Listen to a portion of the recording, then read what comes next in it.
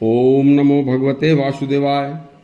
आज की कथा एक भारत माता के ऐसे सच्चे सपूत की है जिसने देश के ऊपर प्राण न्यौछावर कर दिए, और उसके बाद उनके माता पिता का हाल सुनकर आप भी रो पड़ेंगे। सुनिए, आज की सत्य कथा की एक एक लाइन सुनकर आपका हृदय विदीर्ण हो जाएगा। सदाशिवराव मलकापुलकर ने बताया कि चंद्रशेखर आजाद अपने देश के ऊपर कुर्बानी दे देते हैं, और उनके सामने भी और फिर आजाद के बाद भी उनके वृद्ध माता और पिता के पास न वस्त्र थे न पेट भरने के लिए 2 जून की रोटी थी। देखिए, सरदार भगत सिंह ने एक बार स्वयं उनसे कहा था कि आजाद, अरे पंडित जी, अंग्रेजों से लूटे धन की चाबी तुम्हारे पास रहती है। तुम्हारे माता पिता भूखे मर रहे हैं, इसमें से कुछ पैसे माता पिता को भिजवा दो। आजाद भगत सिंह को प्यार में रणजीत सिंह कहते थे, और यह उनका कोड वर्ड भी था। तो आजाद बोले, रणजीत, तुम जैसे पवित्र इंसान के ये शब्द नहीं होने चाहिए। अंग्रेजों से लूटा धन मेरा कमाया हुआ धन नहीं है। मैं इस धन से केवल अपने देश की आज़ादी के लिए ही जो होगा करूँगा। माता पिता गांव में जैसे रहेंगे, भगवान भरोसे हैं। भगत सिंह बोले, आज़ाद, तेरे जैसा सूरवीर देशभक्त इस देश में शायद ही कभी पैदा होगा। देश अब जरूर आज़ाद होगा। सदाशिवराव मलकापुलकर ने बताया कि आजाद की बूढ़ी मां के पास केवल एक धोती के अलावा दूसरी धोती भी नहीं थी। पिता सीताराम के तिवारी फटे कपड़े, भूखे पेट, मैंने उनको जर्जर हालत में देखा था।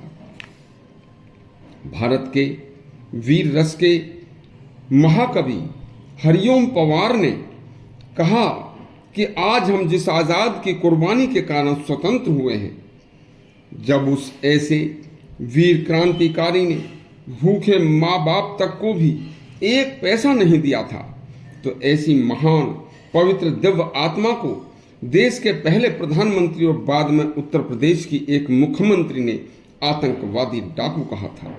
तो क्या देश आज़ाद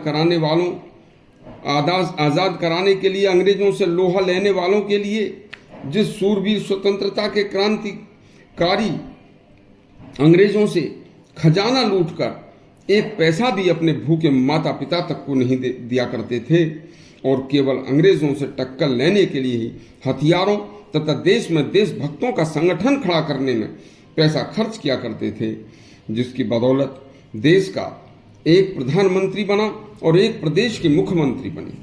पवार साहब बोले, मैं उन शब्दों को याद करके अब भी रोने लगता हूँ।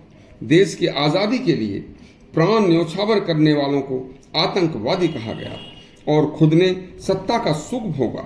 आज़ाद की वीर गति के बाद सदाशिवराव मलकापुलकर ने बताया कि देश आज़ाद हो गया। 1951 में मैंने उनका गांव उससे पहले देखा था। एक बार आज़ाद के साथ उनके घर गया था, तो मैं कुछ अपने मित्रों के साथ 1951 में आज़ाद के गांव भावरा गया। वहां सुना कि उनके पिताजी सीताराम तिवारी भूख और बीमारी के कारण मर गए। माता जगरानी देवी निहायत गरीबी में जी रही हैं। उन्होंने मुझे पहचान लिया। उनके पास कुछ नहीं था। मैं उन्हें बमुश्किल समझाकर अपने साथ झांसी ले आया, और वहां भगवान दास माहुर ने उनकी खूब सेवा की। 5 मार्च 1951 को आज़ाद की माता जगरानी देवी की मृत्यु हो गई। उस समय कुछ सच्चे देशभक्तों ने उनकी अंत्येष्टि क्रिया के बाद आज़ाद की माता की झांसी में एक मूर्ति स्थापना कराने के लिए एक मूर्ति बनवाई। इस बात की भनक दिल्ली शासन को लग गई। दिल्ली से आदेश आया कि मूर्ति नहीं लगनी चाहिए। लोगों ने जबरदस्ती मूर्ति लगवाने के लिए बहुत देशभक्त इकट्ठा हो गए। शासन ने उन पर गोली चलवा दी, जिसमें 4 आदमी मौके पर मर गए। उसके बाद सदाशिवराव मलकापुलकर, जिनके सिर पर माताजी जगरानी देवी की मूर्ति थी, उन्हें भी 2 गोली मारी गई। उस जमाने में न ज़्यादा समाचार व्यवस्था थी, न सोशल मीडिया था। तो देखो जिन्हें मुफ्त में सत्ता मिली उन्हें कैसे कैसे उनके कारनामे थे, हमारे शहीदों के साथ उन्होंने क्या क्या क्या किया।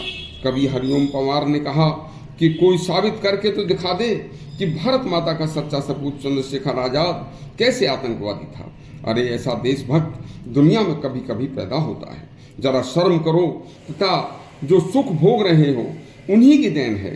कल फिर आपको एक सच्ची कहानी सुनाएंगे, तब तक के लिए आज्ञा दीजिए। धन्यवाद। जय हिंद।